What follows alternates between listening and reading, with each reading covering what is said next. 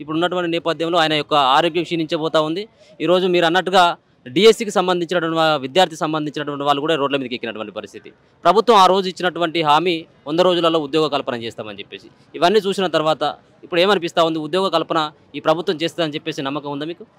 ముందుగా ప్రజల పక్షాన అమ్ముడుమైన మీడియాను కాకుండా ప్రజల పక్షాన ఉండి ఈ సమస్యని ఒక ఉస్మాన్ యూనివర్సిటీ బిడ్డ సమస్యని ఇది ఒక నిరుద్యోగుల 35 లక్షల మంది సమస్యని చూపెట్టడానికి వచ్చినటువంటి మీకు తొలి వెలుగు మన తొలి వెలుగుకి అదేవిధంగా రగన్న గారికి ధన్యవాదాలు తెలియజేసుకుంటూ రేవంత్ రెడ్డి గారు అప్పుడు అపరిచితుల్లాగా ఉండే ఇప్పుడేమో అప్పుడేమో సుపరిచితుల్లాగా ఉండే ఇప్పుడు అపరిచితుడు అయిపోయిండు గజనీలాగా మారిపోయిండు.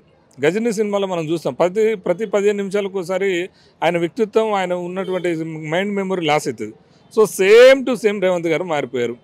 ఆ రోజు ఎక్కడ ధర్నా జరిగినా ఎక్కడ ఉద్యమం జరిగినా ఎక్కడ నిరుద్యోగులు నలుగురు టెంట్ వేసుకొని కూర్చున్నా ఎక్కడ ఆందోళన జరిగినా రేవంత్ రెడ్డి గారు అండ్ వాళ్ళ టీము వచ్చి ఎక్కడ కూడా మొత్తం మేమున్నాం, మా కాంగ్రెస్ ఉన్నది, మా రాహుల్ గాంధీ ఉన్నది, మా ప్రియాంక గాంధీ, మా ఖర్గే, మా సోనియా వీళ్ళంతా ఉన్నారని చెప్పారు. మరి ఇవాళ ఎడిపోయినారు అంటే ఆల్రెడీ కొంతమంది కేసీఆర్ గారు కొంతమందిని బలి తీసుకుండు, సంవత్సరానికి ఒకలాగా బలి తీసుకుండు. మా మురళీ ముదిరాజు, తర్వాత బోడా సునీల్ నాయక్, మా ప్రబలిక, చాలామంది ఇట్లా షబ్బీరు లేకపోతే చెప్పుకుంటూ పోతే చాలామంది నిరుద్యోగులు చేశారు. అంటే మీ ఈ 100 ఏళ్లలో ఈ 6 నెలల్లో మీకు ప్రభుత్వానికి ఒక బలి కావాల్సింది బలిద్దాం అనుకుంటారా? మా సోదరుని బలిద్దాం అనుకుంటారా? ఏం చేద్దాం అనుకుంటున్నారు? ఎందుకు రెస్పాండ్ కావట్లేరు? మీరు ఆ రోజు చెప్పినప్పుడు 15 జాబ్ క్యాలెండర్ ఇస్తానన్నారు రాహుల్ గాంధీతోని. సాక్షాత్తు వాళ్ళ ప్రధానమంత్రి భావి ప్రధానమంత్రి చెప్పుకుంటారు కదా కాంగ్రెస్ వాళ్ళు. రాహుల్ గాంధీ గారితో ఇచ్చినటువంటి స్టేట్మెంట్ ఇది. జాబ్ క్యాలెండర్ ఇవ్వకపోవడం వాళ్ళదే మైనస్ కదా, వాళ్ళే తప్పు కదా. మరి అలాంటి వాళ్ళు ఇప్పుడు ఈ ఉద్యోగాల భర్తీ లేదు, ఉన్నటువంటి ఉద్యోగాలు ఆల్రెడీ కొంతమంది వద్దురనాయన మాకు సమయం కావాలని చెప్తున్నారు. మీరు ఆ 100 రోజుల్లో 1,00,000 ఉద్యోగాలు వేస్తానని చెప్పారు. మరి ఎక్కడ పోయినాయి ఇవన్నీ? ఎందుకు ఈ బోగస్ మాటలు? ఎవరికో పుట్టిన బిడ్డనే మా బిడ్డ అన్నట్టు కేసీఆర్ వేసినటువంటి సంబంధించిన 30,000 ఉద్యోగాలు వీళ్ళ ఖాతాలో చూపెట్టుకుంటున్నారు. అసలు కేసీఆర్ నీకు పడనే పడదా? కేసీఆర్ ఇట్లా దూరంగా కేసీఆర్ అదే. మరి కేసీఆర్ ఇచ్చిన ఉద్యోగాలు నీకెందుకు? నీ లెక్క నీ కౌంట్లు ఎందుకు? అంటే ఇది దుర్మార్గమైనటువంటి పరిస్థితి. ఇది ఈ ఇందిరమ్మ రాజ్యం పేరు మీద రెడ్ల రాజ్యం నిర్మించి ఇందిరమ్మ రాజ్యం అని చెప్పేసి రెడ్ల రాజ్యం నిర్మించి ఇక్కడ ఉన్నటువంటి దళిత బిడ్డలు, ఎస్సీ బీసీ బిడ్డలు, గిరిజన బిడ్డలు బలి తీసుకోవాలి. ఆయన ప్రభుత్వం సాఫీగా సాగాలంటే మా వాళ్ళు బలి కావాలన్నా? ఎందుకు స్పందించట్లేరు? మోతీలాల్ అనే సోదరుడి వచ్చి ఇప్పటికీ ఎన్ని రోజులు అవుతుంది దీక్ష చేసి? ఆమరణ నిరాహార దీక్ష మీకు చేసే గట్స్ ఉన్నాయా? మీకు చేసే దమ్ముందా? ఏ సమస్య మీద ఎవరైనా జైలేస్తారా? మా బిడ్డ చేస్తుండు, యూనివర్సిటీ బిడ్డ చేస్తున్నాడు. ఎందుకు స్పందించలేకపోతారు?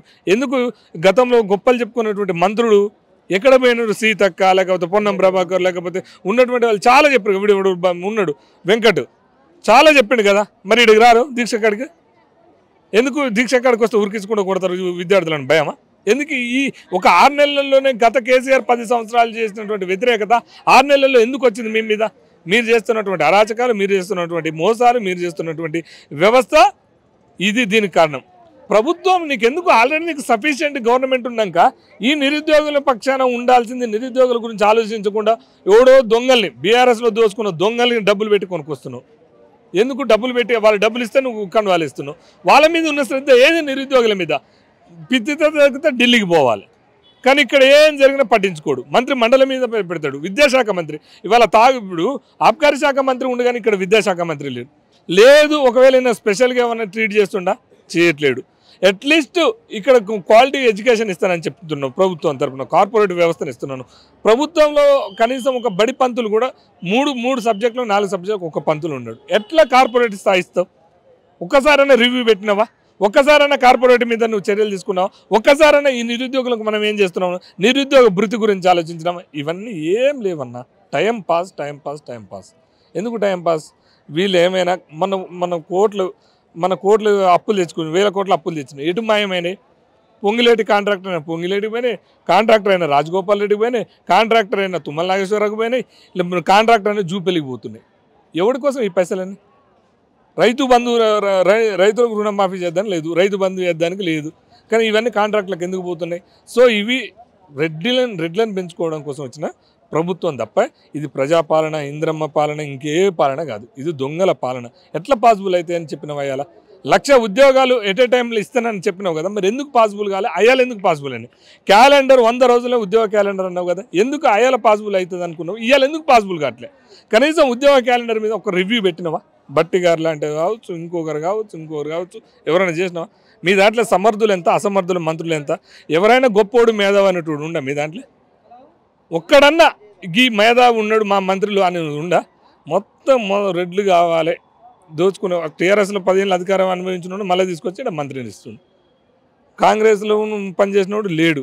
సో ఇది ఏమంటారంటే, ఇది ఏమవుతుందంటే మా మీద, నిరుద్యోగుల మీద 35 లక్షల మీద బడ్జెట్ పడుతుంది. ఏమవుతుందో వాళ్ళ పరిస్థితి ఉందో. గతంలోనే చాలా ఆందోళనకు గురి చేసినాం, ఆందోళన గురైనాం, ఆత్మహత్యలు చేసుకున్న వాళ్ళం. మళ్ళా మమ్మల్ని ఈ రకంగా ప్రేరేపించి మళ్ళా వీళ్ళ చావుల కోసం, వీళ్ళ పబ్బం గడుపుకోవడం కోసం మనం చంపే ప్రయత్నం చేస్తున్నారు.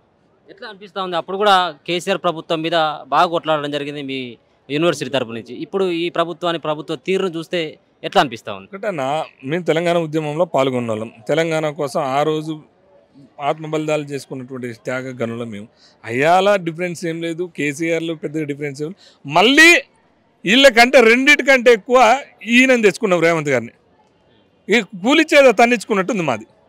సేమ్ కేసీఆర్ నీ అంతా, కేసీఆర్ నువ్వెవరు? కేసీఆర్ అమ్మ మూడు తాత మూడు లాగున్నావు నువ్వు. కేసీఆర్ నీ డిఫరెన్స్ ఏముంది? ఆయన నీ అంత అని చెప్పేసి ఫామ్ హౌస్లో పంతున్నావు. నువ్వు ఏడ పంతున్నావు? ఢిల్లీలో పంతున్నావు, ఏఐసిసి కార్యాలయంలో పంతున్నావు. ఈయన ఏది డిఫరెన్స్ మాకు? ఆ రోజు మూమెంట్లో ఎవరైతే తెలంగాణ ఉద్యమం కొట్టిన వాళ్ళని తీసుకొచ్చినావు, దానా నాగేంద్రరావుడు తెలంగాణ ఉద్యమాన్ని కొట్టిన వాళ్ళు. నువ్వేం చెప్పినా మళ్ళీ రాళ్ళతో కొట్టిరు. ఒక్కొక్కటి పార్టీ మారితే రాళ్ళతో కొట్టిరు. ఏ రాళ్ళు తీసుకొని కొట్టాం మేము? గుండ్రాయిలు తీసుకొని కొట్టామా మిమ్మల్ని? లేకపోతే లోడ్లు తీసుకొచ్చి రాళ్ళు మీద వేసేయమా మీ మీద? అంటే ఈ రకంగా ఏం లేదన్న. చిన్న ఎగ్జాంపుల్ మీకు, అక్కడ ఉన్నటువంటి వాడు దోచుకున్నోడు, 10 ఏళ్ళ పాటు దోచుకున్నోడు ఇక్కడ ఉన్నటువంటి వాళ్ళు దోచుకున్నోనికి లైసెన్స్ ఇస్తుండు. వాడు పర్సంటేజ్ ఇస్తే సరిపోయి, ఇంకేం డిఫరెన్స్. దానా నాగేంద్రకు తీసుకొచ్చినావు, రేపో మాపో మంత్రిని చేస్తావట. మహేందర్ రెడ్డి సుంతమోహన్ తీసుకొచ్చినావు, ఆయనను మంత్రి చేస్తావట. ఈ రంజిత్ రెడ్డిని తీసుకొచ్చినావు, ఆయనకు ఎమ్మెల్సీ ఇస్తున్నావట. ఎవరు వీళ్ళంతా? ఎందుకోసం వీళ్ళంతా? బీఆర్ఎస్లో దోచుకుర్రు, తెలంగాణ ఉద్యమ ద్రోహులు వాళ్ళకే. ఇదంతా చంద్రబాబు డైరెక్షన్లో, ఆయన గురువు గారు చంద్రబాబు డైరెక్షన్లో నడుస్తుంది. ఇప్పుడు 2 పార్టీ కాంగ్రెస్లోనే 2 ఉన్నాయి. ఒకటో 3 రంగులది, ఇదో ఎల్లో పసుపచ్చ, 2 నడుస్తున్నాయి ఇప్పుడు. అందుకని ఏం చేస్తారంటే, కాంగ్రెస్ వాళ్ళు ఈయన నాడు దించుతారు అని చెప్పేసి ఉన్న డబ్బులన్నీ తీసి, మాన్యని బెదిరించిన డబ్బులన్నీ తీసి ఆ బీఆర్ఎస్ ఎమ్మెల్యేను ఉందామని చూస్తుండు. అప్పుడు ఎప్పుడు డిఫరెన్స్ లేదు. దొంగలు దోసుకునే దొంగలు పర్సంటేజ్ ఇస్తే చాలు. ఎవడైతే 10 ఏళ్ల పాటు అధికారం నుండి సంపాదించుకొని ఇంకెంత రేవంత్ రెడ్డికి ఇంత పర్సంటేజ్ ఇస్తే వాడిని మంచిగా కడ కప్పుకొని గొప్పోడు అంటాడు. ఇక మరి ఇవాళ రాళ్ళు తీసుకొని కొట్టమని అయ్యాల నువ్వు చెప్పినావు, ఇవాళ మళ్ళీ గొప్పోడు ఎట్టయితాడా? డిఫరెన్స్ ఏం ఉన్నది? సో రేవంత్ రెడ్డి కాలయాపన చేసి ఆయనకి వీళ్ళ మీద, నిరుద్యోగుల మీద, ప్రజా సంఘాల మీద, ఉద్యమకారులకు 3 ఎకరాల భూమి, 2 ఎకరాల భూమి ఇస్తున్నాడు. అది తుంగలకు దొక్కిండు. వీళ్ళకు నోటిఫికేషన్కి 6 months టైం ఇస్తానని చెప్పిండు. అది గంగలు కలిపిండు. గురుకులాలలో గంగలు కలిపిండు. కనీసం వాళ్ళ బియ్యం, కాంగ్రెస్ వచ్చినాకనే 2-3 చిన్నపిల్లలు చనిపోయారు వాళ్ళ సరిగ్గా ఫుడ్ పెట్టకుండా. కానీ దాంట్లో ఏం డిఫరెన్స్ ఉంది? ఏం చేంజ్ ఉంది? ఏం లేదు. అంత పరమానంద శిష్యులాగానే ఆయన పరమానందేయుడు, ఈయన మంత్రులంతా శిష్యులాగా మారారు. కానీ మాకైతే పెద్దగా చేంజ్ కనపడట్లేదు అన్న. మేము అప్పుడు చూసినాం. ఈ నిరుద్యోగుల నుంచి మీ ఉస్మానియా యూనివర్సిటీ తరపు నుంచి ఎవరైనా, మీ జేఏసీ తరపున ఎట్లాంటి నిర్ణయం ఏమైనా ఉండబోతుందో రేపు భవిష్యత్తులో? రైట్, ఖచ్చితంగా. నేను చెప్తున్నా కదా, ఆ రోజు కిరణ్ కుమార్ రెడ్డి ఒక్క పైసా ఇయ్యను అన్నప్పుడు ఎంత పెద్ద ఉద్యమం చేయలేదా? ఆ రోజు వైఎస్ రాజశేఖర రెడ్డి మా మీద ఏదో చేయాలని చూసినప్పుడు మేము తిరగబడలేదా?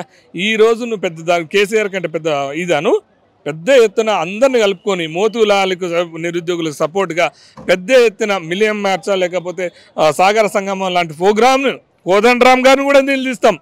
గవర్నమెంట్ రాగానే ఆయన కూడా మారిపోయిండు. గవర్నమెంట్ రాగానే రెడ్డిల పక్షాన చేరిండు. కోదండరామ్ ఇప్పుడు ప్రజా సంఘాల తరపున, అప్పుడో ప్రజల సంఘం, ఇప్పుడో రెడ్డి సంఘం మారిండు. సో మీ వీళ్ళందరినీ కూడా నిలదీసే పద్ధతి చేసి లక్షల మందితోని ఉద్యమాన్ని తీవ్రత చేస్తాం. రేపు అందరితో కూడా రౌండ్ టేబుల్ సమావేశం పెట్టుకుని ఒక కార్యాచరణ చేసి నిరుద్యోగుల పక్షాల, ముఖ్యంగా మోతీలాలు ప్రాణం తీసే కుట్ర జరుగుతుంది, ప్రాణం తీసే పద్ధతి చేస్తున్నారు. అది మరి ఎవరు చేస్తారో ఏందో చేస్తారో దాన్ని ఎంక్వైరీ చేసి ఈ ఎవరైతే ప్రభుత్వం సంబంధించినటువంటి రెస్పాన్సిబిలిటీ కాకపోతే వాళ్ళ మీద 307 అట్లాంటివి కూడా ఇప్పుడు ఈయన చావనే కారణం అంటే 307 నమోదు చేయాలి. సో ఈ చేపించుకుంటున్న పెద్ద ఎత్తున ఉద్యమ వేదికకు ఉస్మానియా యూనివర్సిటీ వేదికగా నిర్వహించడానికి మేము ముందుకు వస్తున్నాం.